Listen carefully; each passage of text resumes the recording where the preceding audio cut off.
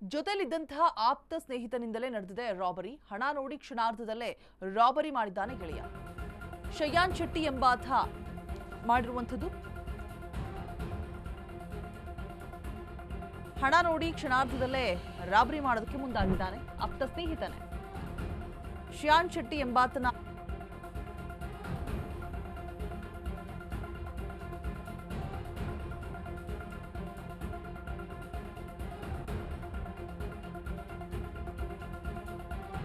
ಅಡಿಗೆ ಕೆಲಸ ಮಾಡಿಕೊಂಡು ಜೀವನವನ್ನ ಮಾಡ್ತಾ ಇರ್ತಾನೆ ಶ್ಯಾನ್.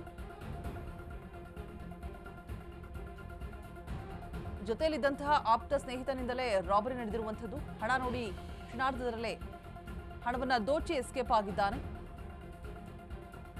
ಶ್ಯಾನ್ ಶೆಟ್ಟಿ ಎಂಬಾತ ಸ್ನೇಹಿತ, ಆತನ ಹಣವನ್ನ ಕಿತ್ತು ಎಸ್ಕೇಪ್ ಆಗಿರುವಂಥದ್ದು.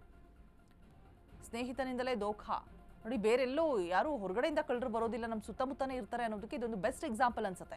ಬಿಕಾಸ್ ನಮ್ಮ ಹತ್ರ ಹಣ ಇದೆ, ನಮ್ಮ ಹತ್ರ ಮತ್ತೊಂದಿದೆ ಅನ್ನೋದು ಹೊರಗಿನವ್ರಿಗೆ ಗೊತ್ತಿರೋಕ್ಕಿಂತ ಹೆಚ್ಚಾಗಿ ನಮ್ಮ ಜೊತೆಲಿದ್ದವ್ರಿಗೆ ಗೊತ್ತಿರುತ್ತೆ. ನಮ್ಮ ಹತ್ರ ಎಷ್ಟು ದುಡ್ಡಿದೆ, ನಾವೆಷ್ಟು ಸೆಟಲ್ಡ್ ಇದ್ದೀವಿ ಅಂತ ಹೇಳ್ಬಿಟ್ಟು. ಸೊ ಇವ್ರುಗಳೇ ಮಾಡೋದು, ನಮ್ಮ ಸುತ್ತಮುತ್ತ ಇರೋರೇ ಈ ರೀತಿಯಾಗಿ ಪ್ರೀ ಪ್ಲಾನ್ಡ್ ಮಾಡಿ ಕಳ್ಳತನವನ್ನು ಮಾಡೋದು. ಬಿಕಾಸ್ ಈಸಿ, ಎಲ್ಲ ಗೊತ್ತಿದ್ದು ಕಳ್ಳತನ ಮಾಡೋದು. ಸೊ ಇದು ಬೆಸ್ಟ್ ಎಕ್ಸಾಂಪಲ್ ಅನ್ಸುತ್ತೆ. ಹಣದ ವಿಚಾರ ಗೊತ್ತಾಗ್ತಾ ಇದ್ದಾಗೆ ರಾಬರಿ ಮಾಡೋದಕ್ಕೆ ಮುಂದಾಗಿದ್ದಾನೆ.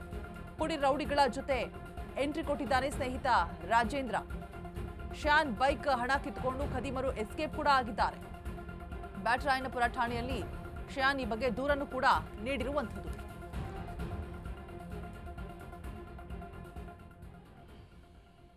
ಸೊ ಪುಡಿ ರೌಡಿಗಳು ಎಂಟ್ರಿ ಕೊಟ್ಬಿಟ್ಟು ಬೈಕ್ ಮತ್ತೆ ಹಣವನ್ನ ಕದ್ದು ಎಸ್ಕೇಪ್ ಆಗಿದ್ದಾರೆ.